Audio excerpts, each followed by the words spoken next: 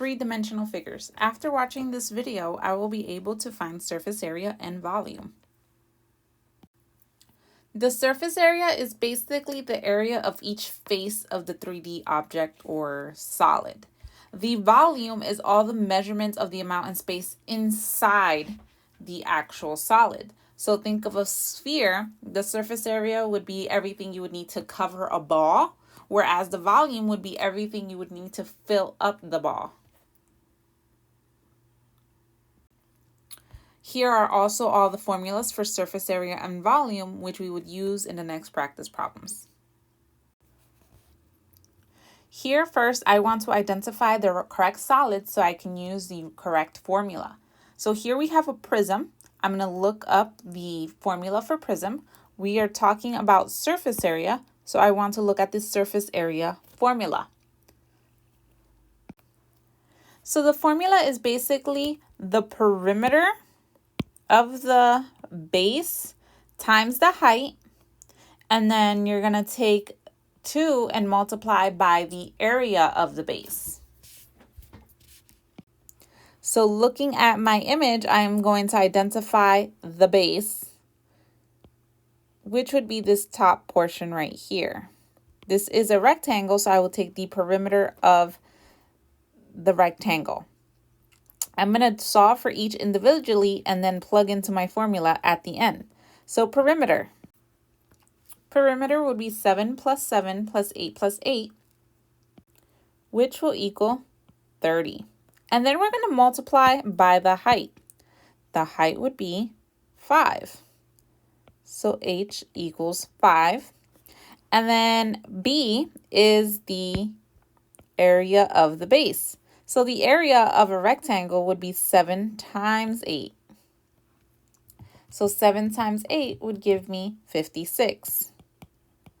Now that I know all those information, I can say that the surface area will be perimeter, which was 20, times the height, which was 5, plus 2 times the base, which was 56. And I'm going to plug all this into my calculator. So once I plug this in, I will get 137, and we're talking about area, so I'm going to have inches squared. For my second example, I want to identify my solid. It happens to be a prism again, and in this example, we are finding the volume. So the volume formula for a prism will be the area of a base, represented by the letter B, times the height. Now the area of a rectangle is just length times width, so another way of writing this formula could be length times width times height. So looking at my picture, I have volume equal to 8 times 6 times 7. And then I would plug this into my calculator. 8 times 6 times 7 is equal to 336. When we're talking about volume, instead of having a square like we would for area, we would have cubed. So my answer, my units, is going to be inches cubed. For this example, we want to find the surface area of a cone.